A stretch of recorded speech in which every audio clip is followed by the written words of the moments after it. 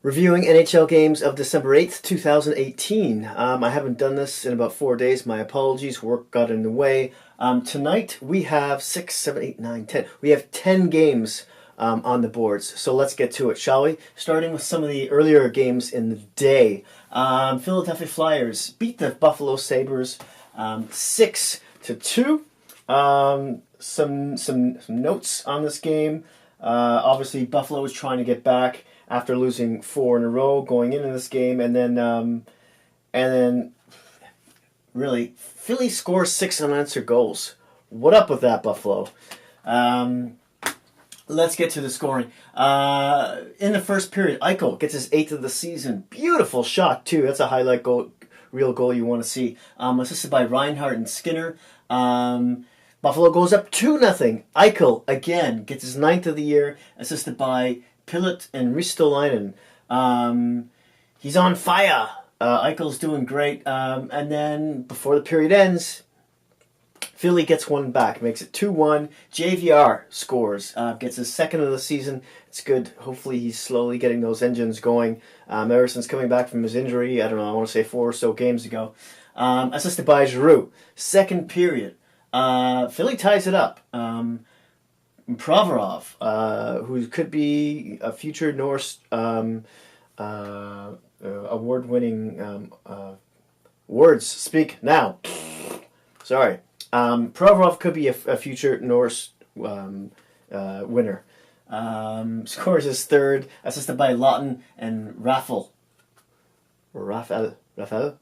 Whatever. Third period. Philly goes ahead. Giroux gets his 2nd point of the game, 11th goal of the season, short-handed. Ouch. Then Philly goes ahead 4-2. Simmons gets his 10th of the year. He's looking good.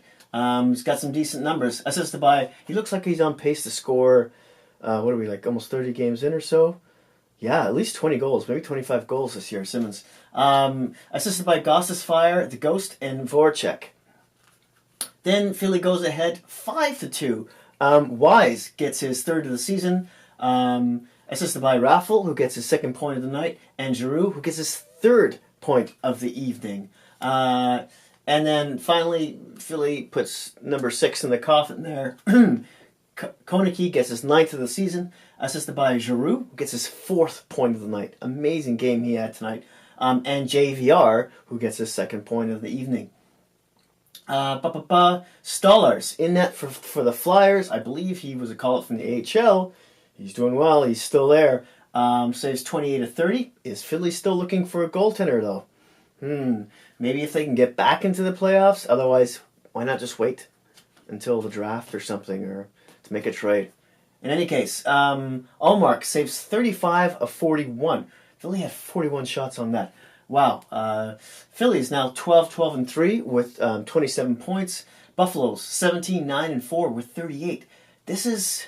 Buffalo is now 5-3-2. This is their 5th loss in a row after winning 10 straight. It's crazy how these things happen. Everyone's asking, are Buffalo for real? Are they gonna, maybe?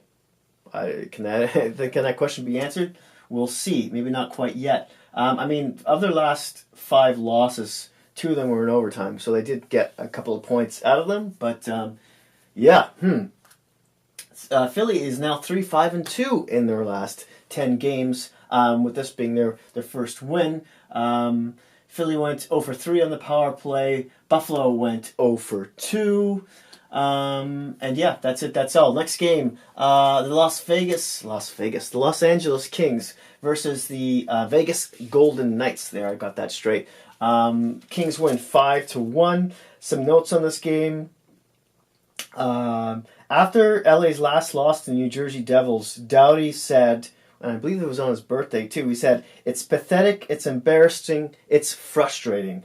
Some harsh words for his squad. Also in this game, Los Angeles, I believe, a forward, Clifford, was hit to the head by England, the Knights, but he didn't go down. It was a hard hit, but he didn't go down. He had his head down, he had the puck, he got hit with his, but he looked woozy. Like he made his way back to the bench on his own accord, but he ended up having to leave the game and never came back. And there was no penalty on the play, so we'll see what happens, if anything, meaning further discipline to England happens after this. To the scoring, Lindbergh for Vegas. Vegas goes ahead 1-0 in this game. Lindbergh gets his first of the season, assisted by Nosek and Carpenter, and then 5 unanswered goals by Los Angeles. 5 by the Kings. Isn't that crazy to say all that in the same sort of sentence? Yeah. So they respond to Doughty's harsh comments from their last game, and in the first, LA ties it up. A goal, his first of the season, Sherbak, assisted by Muzzin. Second period, Luff gets his 5th of the season on the power play, assisted by Leipzig and Kempe. LA does something on the special teams. That's great, because they were doing really poorly. And perhaps Leipzig is a nice addition to that, because he's smaller stature, but he's a fast player, likes to shoot a lot, and plays like sandpaper. So he was picked up off waivers off Vancouver, and he was before that he was with the Vegas Golden Knights, because he was picked up in the expansion draft by them from Toronto. So he went from Toronto, where he started his career, and to Las Vegas, then traded to Vancouver, I believe, and then Vancouver on waivers, and now he's in LA. Anyways, I digress. LA then goes up 3-1, and still in the second period. Carter gets his 6th of the season, assisted by Doughty and Forbort. Then in the third period, Forbort gets his 2nd point of the night, his first goal of the season, assisted by Toffoli and Amadio. And then LA puts that 5th goal in. Thompson, who had a really good game today as well, gets his 2nd goal of the season, assisted by Muzzin and Amadio, who both get their 2nd point of the evening. LA ends up 1 for 1 on the power play. Vegas 0 for 3. Quick makes 29 of 30 saves. Quick has been amazing since he came back. So that's part of it as well. You add a little scoring, boom. Fleury had a weird night. Only 20 of 25 saves. I think though Vegas kind of left him out to dry a little bit in this game. Fleury leads the league in shutouts with 5, and I think that's the next highest shutout is 3 by other goaltenders, and so considering we're still I want to say just over 25% into the season or so. 20-30% into the season. Being five shutouts, but he's also nowhere near, or at least not in the top 6 or 7 save percentage or goals against. And it's weird games like this against LA. Vegas should have, maybe they underestimated LA in this one. Vegas, LA is now 11-18-1 with 23 points. Vegas is 16-14-1 with 33. LA in their last 10 is 4-6-0, with this being their first win, and Vegas in their last 10 is 7-3-0, with this being their first loss. This was definitely a missed opportunity for the Knights. I'm sure LA fans are like, what's going on here? Lose for Hughes, man. Do it. If I was an LA fan, that's what I would be rooting for. Next up, we have the Washington Capitals beat the Columbus Blue Jackets 4-0. Washington looks like one of the hottest teams in the league right now. They really have found their mojo. Some notes on this one. On the Columbus side, Bobrovsky did not start the third period after letting in 3 goals. Only making 10 saves on 13 shots. But he was definitely left out to dry by his D, because he made some spectacular saves in this game. In any case, let's get to the scoring. Connolly opens it up for Washington, gets his 5th of the season, assisted by Vrana and Kuznetsov. 1-0 Washington, 2-0 Washington. Yaskin gets his 1st of the season, assisted by Boyd and Orlov. Then 3-0 Washington. There's Ovi 22nd. I believe he now leads the league in goals by a goal. I could be mistaken. That depends on who else scored tonight. But any case, assisted by Kempy and Carlson. No goals in the second period. Third period, Boyd gets his first of the season, assisted by and also his second point of the night, assisted by Ovechkin, who gets his second point of the evening, and Dowd, who's usually the fourth line center. It's funny they were all the same line. I did not watch any of this game, by the way. I saw highlights on this one. I saw pieces of this game. I did not catch this Buffalo game. I saw pieces of this game here, which we're about to get into now. So let's do that. New York Rangers. What am I talking about? I didn't go through the stats. I'm getting ahead of myself. I'm sorry. All right. Holtby makes 28 saves in the shutout. Bobrovsky, 10 of 13. Washington goes 0 for 3 on the power play, surprisingly. Columbus goes 0 for 4. Washington is now 17-9-3 with 35 points. And Columbus is now 16-11-2 with 34. So this was a huge game for both teams. And Washington just leapfrogged Columbus for the lead in that division right now in the Metro. So that was a big game. In their last 10, Washington is 8-2-0, and this is their second win in a row. And Columbus in their last 10 is 5-5-0, this being their first loss. Now, let's get to the New York Rangers. These guys right here beat the Florida Panthers 5-4 in the shutout. This was basically the battle of the Hall of Fame goaltenders. It ended up being a really great game to watch, obviously with so many goals and such. The Luongo was really upset with himself in the shootout because he didn't stop one shot in the shootout, not one. In any case, to the scoring, can you still see me? Yeah. Rangers open it up. Zimbabwe gets his 9th of the year, assisted by Vesey and Hayes. That's 1-0 New York. 2-0 New York. Namstnikov gets his 3rd of the season, shorthanded. That's not good. Assisted by Hayes and Clayson. Hayes gets his 2nd point of the night already. Second period, so it's 2-0 New York.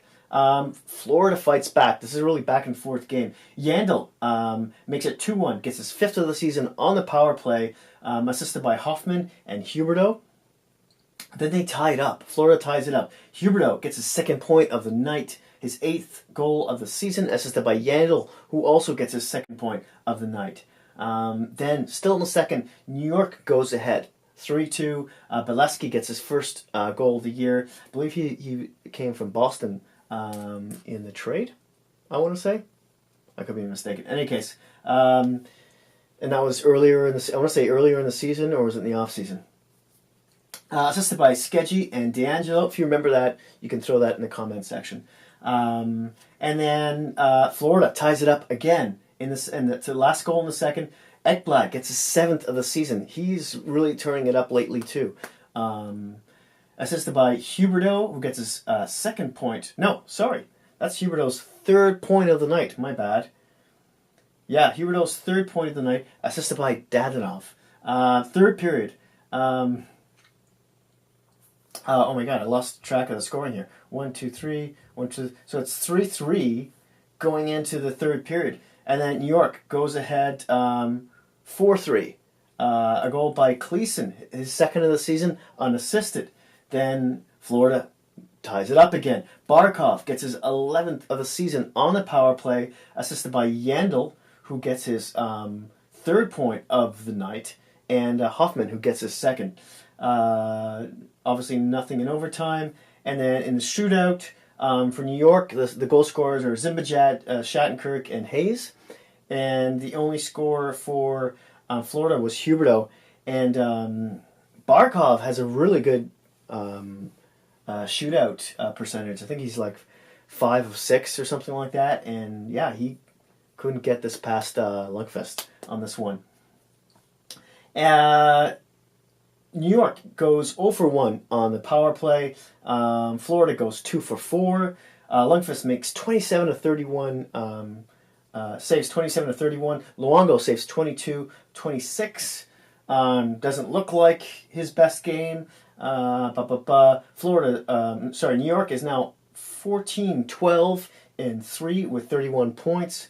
New York, they're not doing amazing, but no one expected them to play more than 500 hockey. Definitely not me. Florida is now 11-11-6 with 28 points. Speaking of, I don't think anyone thought, maybe some people, but I didn't pick Florida to be this bad again this season.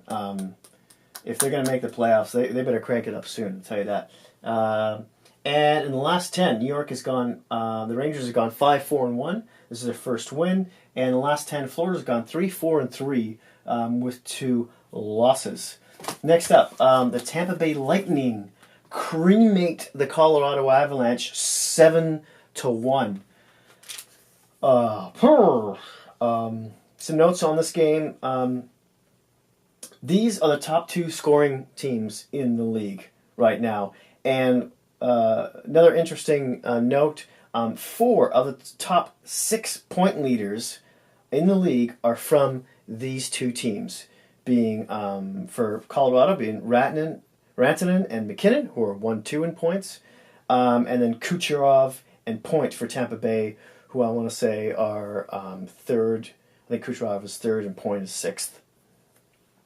In any case, to the scoring. First period, Stamkos, who's been on fire lately, and he continues in this game, gets his 11th of the season on the power play, assisted by Kucherov and Hedman. Tampa then makes it 2-0. Stamkos, again, gets his second goal of the night, 12th of the season, unassisted. Still in the first period, Colorado answers back. It's 2-1. McKinnon gets his 20th of the year, assisted by Landeskog and Rantanen, the usual suspects there. Tampa then, before they close out the first, by scoring to make it 3-1. Johnson gets his 12th of the season, assisted by Point and Girardi. Second period, Tampa goes ahead 4-1. Killorn gets his 6th of the season, assisted by Gord and Stamkos, who now has 3 points on the night. Tampa scores again. They now go ahead 5-1. Palat gets his 1st of the season. That's strange. Feels like that's a typo. Assisted by Stamkos, who gets his 4th point of the night, and Sergachev. Tampa then makes it 6-1. Sorelli gets his 6th of the season, assisted by Coburn, and then that's it for the second period. And in the third, Palat makes it 7-1. He gets his 2nd point of the night, and also his 2nd goal of the evening, and that's on the power play, assisted by Johnson and Miller. Tampa goes 2 for 3 on the power play, deadly power play. Colorado goes 0 for 2. Dominique, who's still backing up. Oh my God, I'm having a brain meld right now. Vasilevsky. Dominique, who's backing up Vasilevsky, who's not really, because Vasilevsky's still injured with a fractured foot. He keeps on piling up these wins. He saves 29-30 in this game. It's weird because sometimes he's amazing. Other nights, half the time he's not, but Tampa scores so many goals, he doesn't have to be. Grubauer saves 13 of 15. That sounds like Varlamov was pulled at some point. Tampa's now 23-7-1 with 47 points. They lead the league right now by, I think, at least maybe even 4 points at the moment. At least 4 points. Colorado's now 17-8-5 with 39 points. Tampa Bay in the last 10 is 9-1-0. Speaking of other hot teams like Washington, and they've won. This is their 6th win in a row. Colorado's now 7-2-1 in their last 10, and this being their first loss. Next up, last game of this board, we've got the New York Islanders beat the Detroit Red Wings in a 3-2 game. This was a really entertaining game. I saw little pieces of this. Some notes I have here, starting with Detroit. Their last game versus the Leafs, Cronwell hit Matthews hard into the boards. He was like 3 feet or so away from the boards, and it was kind of a dangerous hit. But thank God, Leaf fans gasped when that happened. But he got up. He just got the wind knocked out of him. He got back into the game. This game, Cronwell does the exact same. Well, not the exact same thing, but he hits Anders Lee hard. So much that when Cronwell hits Anders Lee, his own mouth guard flies out. You gotta see that hit. And Anders Lee had his head down. He was juggling the puck, and he just boom. It was almost like a Dion Phaneuf kind of hit. Now Lee surprisingly would stay in the game, but he happened to be cut on the play. Another note for New York, Bailey from the New York Islanders later hits Cronwell in the corner with a hard hit, and then Larkin picks a fight with him because of the hit. You gotta see the highlights from this game. I'm sad I didn't watch more of it. In any case, let's get to the scoring on this one. Detroit starts off. Detroit goes ahead 2-0 in this game. Abdicator gets his 5th of the season from Larkin and Nyquist. 1-0 Detroit. Cronwell then gets his 1st of the season. Did he get a Gordie Howe? Too bad. He just needed an assist. And he would have got a Gordie Howe hat trick. Cronwell gets his 1st of the season. 2-0 Detroit, assisted by Larkin. Larkin, who gets his 2nd point of the night. Then it's all New York. Second period. Cizikas gets his 7th of the season, assisted by Johnston. Not Johnstrom. And then New York ties it up. Pulock gets his 2nd of the season on the power play, assisted by Bailey and Barzal. Sorry, gas. Then, 3rd period, New York goes ahead and seals the deal 3-2.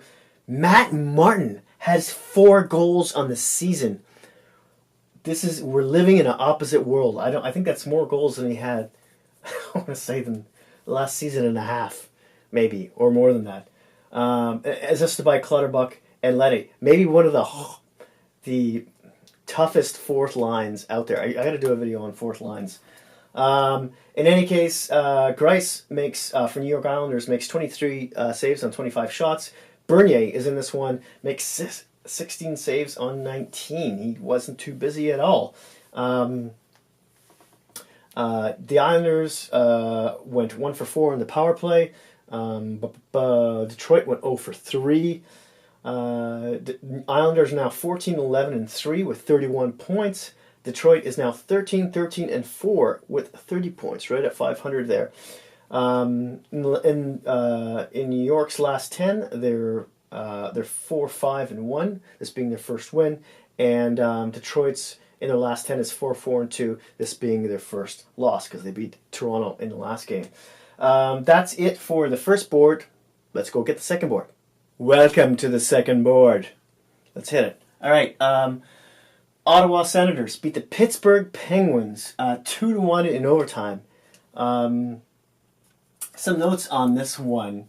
Ottawa, starting with Ottawa. After this game, Shabbat has 32 points, which leads all D-men. Unbelievable, that kid. For Pittsburgh, Crosby gets clipped with an elbow twice in this game. One of them being by Zach Smith, which is probably no surprise to anyone, really. They just, every time they play, they just sick Zach Smith on Crosby, and crazy things happen.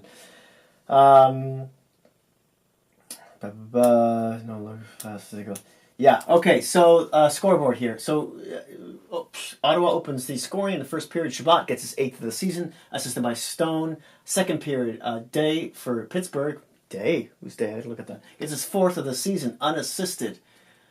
I'm serious. I'm not even sure who that is. I have to look him up later. Third period, no goals. OT. In OT, if you know who Day is, say something in the comments. Talk about his history. If you know Pittsburgh fans, let me know. In OT. Now, this is a power play goal for Ottawa in which they win it in overtime because Pittsburgh gets called for too many men on the ice in overtime, and apparently Malkin made the mistake. So he felt like a big piece of you-know-what after the game, probably. And it was at Stone. Now this goal was scored by Zingle, which is 12th of the season, on the power play, assisted by Stone and Shabbat, who both get their second points of the night on a 2-1 score. Stone makes this no-look pass right to the side of the net where Zingle's standing there, and he just roofs it. Smith didn't have a chance. For Ottawa, Anderson makes 35 saves on 36 shots. Unbelievable amount of shots this guy faces.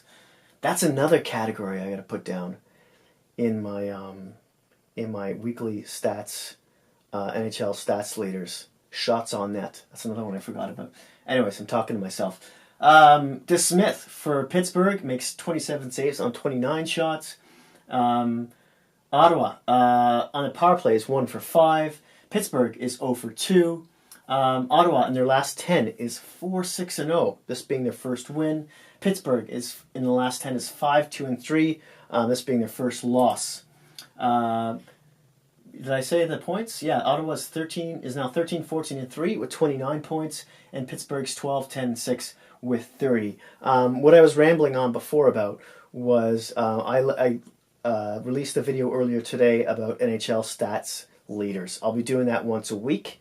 I'm not sure if I'll be releasing it on Saturdays every week. I may make it Sundays or maybe early in the week. Who knows? But please check it out. So yeah, I have to remember to put D-men point leaders and what was the other one I just mentioned? Oh, I guess I'll have to watch the video to remember. Next game. San Jose Sharks beat the Arizona Coyotes 5-3.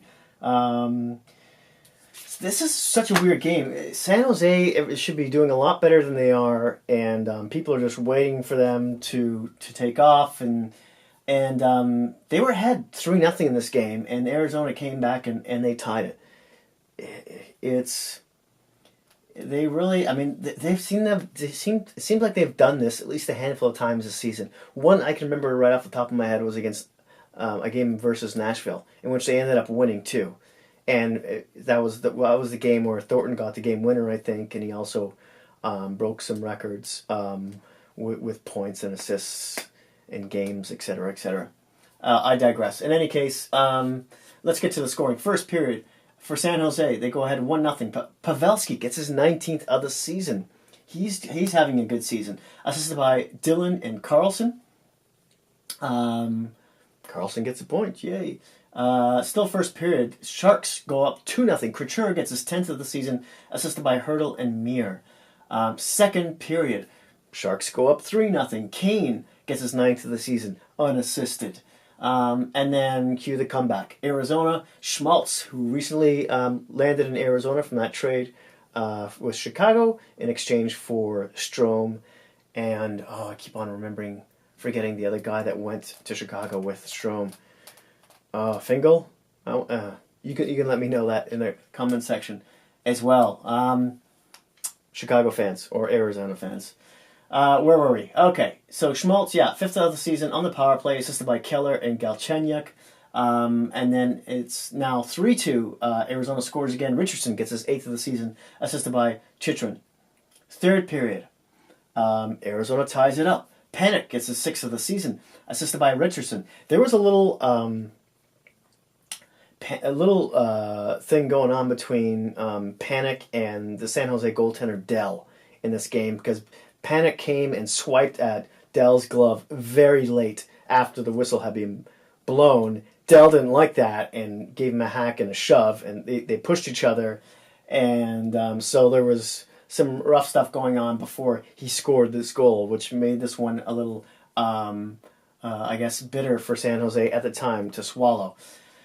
Then San Jose goes ahead. Soon after that, Radil gets his 1st of the season, assisted by Vlasic and Braun. Braun. And then San Jose gets the empty netter. Hertl gets 2nd point of the night, 8th of the season, assisted by Couture and Mir. San Jose goes 0 for 1 on the power play. Arizona goes 1 for 1. Dell saves 17 of 20 shots. when are San Jose's goalies going to get back on their feet too? That's an important piece of the puzzle for them. Adin Hill, who came up from the AHL, is still, I mean, he made 28 saves on 32 shots, but he's been playing really well for Arizona. San Jose is now 15-11-5 with 35 points. Arizona's 13-13-2 with 28, right at 500. In their last 10, San Jose is 4-4-2 with this being their first win, and Arizona in the last 10 is 4-5-1, and this being their second loss in a row. I believe they lost to LA last time they played. Next game, the Boston Bruins beat the Toronto Maple Leafs 6-3. This was a crazy game. These teams hate each other, loathe each other. Now I'm a Toronto fan, and I think once it was 6-1, I want to say. I stopped watching. I went to watch a different game. I just got so mad at the TV.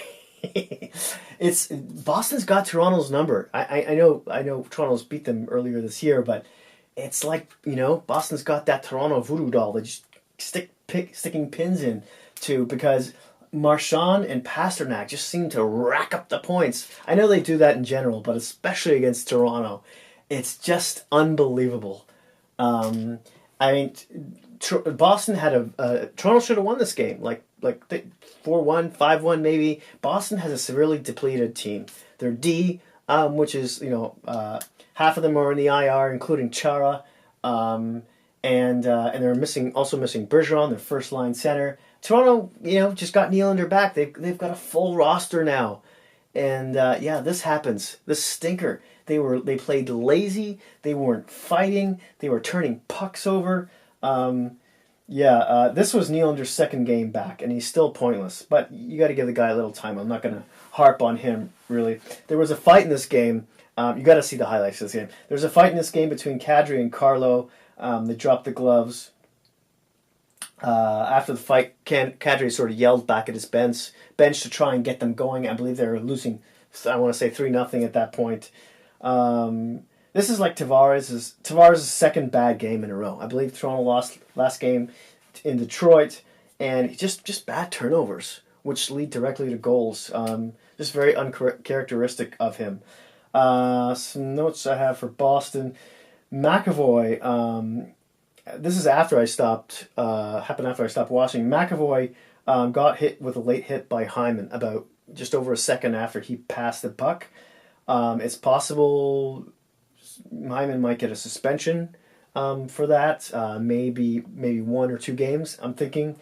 Hyman then had a scrap with Matt Grachelek, and they both got game misconducts. Then Boston's Wagner got a penalty for charging because he just took a big, long run at Riley and could have really injured him. Luckily, he didn't. Riley seemed okay. But Hainsey, right after that, he's like 50 years old or something. The other D who plays partners with Riley drops the gloves, which is rare, with Wagner. That was, and he was just goading him on. Let's go. It was, you got to see the highlights. What more to say? These teams hate each other. Okay, get to the scoring. First period, Forsbacka Karlsson gets his third goal of the season, assisted by Pasternak and Grzelcyk. Grzelcyk is the guy who had to fight with Hainsey. 1-0 Boston, second period. 2-0 Boston. Backus gets his third of the season on the power play, assisted by Marchand and Krug. Then 3-0 Boston. Krug gets his second point of the night, first goal of the season, assisted by Marchand, second point of the night, and Krejci. Then we go into the third period, 3-0 Boston. 4-0 Boston. Heinen gets his third point of the night. Third goal of the season, assisted by Donato and Moore. And then Toronto decides to wake up. Dermott has actually kind of a pretty goal from near the top of the circle / blue line. Gets a second of the season. He's going to be big for Toronto in the future. And if Jake Gardiner doesn't re-sign with Toronto, Dermott's going to slide right into his spot. And I think he's going to be better than Gardiner. and he's young. He's like, I want to say he's like around 21. Anyways, his goal was assisted by Matthews and Marner. Then Boston says, "No, you don't. We're going to humiliate you now." And then they score their fifth goal. It's now 5-1 Boston. Krejci gets a second point of the night, fourth goal of the season. Pasternak gets a second point of the night and an assist. Marchand also gets the assist, and that's his third point of the evening.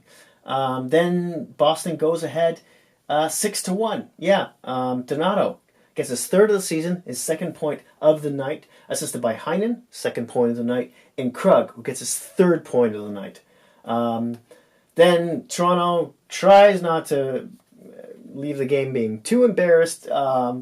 Matthews, on a pass from Janssen, gets his 16th of the season. That's Matthews' second point of the night as well. And Matthews, I think, has 16 goals in 15 games, if I'm not mistaken. He's over a point per night right now. So that was assisted by Janssen and Riley. So 6-2 for Boston, and then 6-3 Boston. Toronto scores again. Janssen gets a second point of the night. His seventh goal on the season on the power play. He's on fire. He's been doing really well. He was expected to take a run at the Calder Trophy at the beginning of the year, and he came out in the first 20-25 games super flat. Janssen won, I want to say, player of the playoffs last year in the AHL, and he just tore it up there. He was over a point per game player, and then he just came out this season not doing much, and then all of a sudden, the past, I want to say, week and a half, 10 days or so, ever since he scored that hat trick against Philadelphia, he skates hard. He's a fast skater, and he goes to the front of the net, and he gets those chippy goals all the time. And that goal is assisted by Marleau and Gardner. Who knows? Maybe he might be a trade chip if they're thinking about a D. Him, or maybe even Kapanen, or even Brown. We'll see. During the break on CBC Sportsnet, they were talking about how there might be some interest in St. Louis's Pietrangelo, because I believe he becomes a UFA after this season. So even though he hasn't had the greatest season so far, Pietrangelo has been getting better. But anyways, that's just a rumor stated by one of the insiders there. I'm not sure if it was Elliot Friedman or Chris Johnston, or maybe it was even Nick Kyprios. Anyways, Halak from Boston makes 29 saves on 32 shots. He looked good in this game. Anderson made 22 saves on 28 shots. I can only really blame Anderson. Alan Anderson got pulled in this game late after the sixth goal, I believe, or maybe it was after the fifth goal. No, it was after the sixth goal. The 6-1 looked bad. He looked mentally fatigued. He should have grabbed it. He could have easily grabbed the puck with his glove. He as it kind of scooted by him laterally, and he didn't. He missed it, and then there was a Bruin player there who just snapped it up into the net. So it was kind of a mercy pull, really. But otherwise, the other 5 goals, it's hard to blame on him because there were screens and deflections, stuff like that.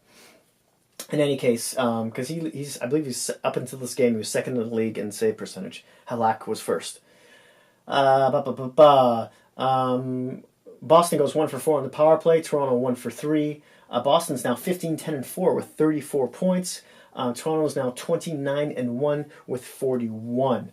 In their last 10, Boston is 5-4-1. This being their first win. In Toronto, their last 10, they're 6-3-1. This is their second loss in a row. Let's move on to the last game of the evening. The Calgary Flames beat the Nashville Predators 5-2. Nashville had a blazing start to the season, and they've cooled off quite a bit in the past couple of weeks or so. Some notes I have on this game. Goals. Right. Now, an interesting little stat here. From the goals from top lines in the NHL this season, number 1's Colorado with their line of Landeskog, McKinnon, and Ratnan with 49 points, or 49 goals. Second is Tampa Bay, the line of Johnson, Point, and Kucherov with 45. And then third is Calgary, from the line of, you guessed it, Gaudreau, Monahan, and Lindholm with 44. That's that's one of the best lines in the league right now. They're looking really, really good. Neal still hasn't picked it up. I believe he's on the third line, but Lindholm has just become a perfect fit on that first line. They're never taking him off it. Another note, I believe after this win, because Smith played this game again, Mike Smith, and I believe he now has 5 wins in a row. It wasn't long ago, Riddick, the backup, was basically the number one, because Smith couldn't stop a beach ball. He totally lost his confidence. You felt sorry for the guy. But you blink, and all of a sudden, he's doing well in this game. Mind you, he let in one really weak goal in this game, but he rebounded after and made some really good saves. In any case, let's get to the scoring. Calgary scores first. I want to say Klingon. Klington. Kaylington gets his first goal of the season. I think he may have just come up from the AHL. Assisted by Lindholm and Gaudreau. 1-0 Calgary. Nashville ties it up in the first. Sissons gets his 6th of the season. Assisted by Yossi and Salamaki. Second period. Calgary goes ahead 2-1. Monahan gets his 18th of the season. Assisted by Hannafin and Hamonic. Third period. Nashville ties it up. Very back and forth. This was an entertaining game to watch. Smith gets his 8th of the season, assisted by Ekholm and Grimaldi. And then Calgary steps on the gas. Hathaway gets his 4th of the season for Calgary to go ahead 3-2, assisted by Tkachuk and Keelinton. His second point of the night. And then 4-2 for Calgary. Quinn gets his 1st of the season, who I believe is also a call-up from the AHL. His first game, and that was first goal in the NHL, I think, and that was assisted by Anderson. And then 5-2, the empty netter here. Lindholm gets his 16th of the season, 16th already for Lindholm. He's having a great year. Assisted by Gaudreau and Monahan, who both have their second points of the night. Calgary goes 0-2 on the power play. Nashville 0-1. Smith saves 25 of 27. Saros 20 of 24. He didn't have a particularly great night. Calgary's now 19-9-2 with 40 points. They've got the is it the Metro? No, the Pacific. What am I talking about? They've got the Pacific in hand. I want to say by 4 or 5 points even. They're looking really good. They're going to run away with first in that division if they keep this up. Nashville's now 19-10-1 with 39 points. That's surprising. They've kind of fallen back like that so much. In their last 10, Calgary's 8-1-1. They've won 5 in a row now. Nashville's in their last 10 is 5-5-0. This is their second loss in a row. Games for tomorrow on Sunday, December 9th. There are 7 of them. Vancouver Canucks versus the St. Louis Blues. We have the Philadelphia Flyers versus the Winnipeg Jets. The Boston Bruins playing back-to-back games. They're playing so is Ottawa. They're playing the Ottawa Senators. The Montreal Canadiens face the Chicago Blackhawks. New Jersey Devils face the Anaheim Ducks. The Dallas Stars face the Vegas Golden Knights, who are also playing back-to-back games. Right? Yeah, Vegas played today. And then Calgary is also playing back-to-back games, and they'll face Edmonton. That could be the game of the night, the Battle of Alberta right here, because Edmonton has been doing has a really decent record so far under Hitchcock. So that should be a really good game. I'm definitely going to catch that one. Thank you so much for watching. Hit like if you like this video. Please smash that subscribe button if you haven't already. As always, I would love to hear your thoughts and opinions. And if you happen to know any hockey geek friends, please don't feel shy about sharing. Thanks again, and I'll see you soon.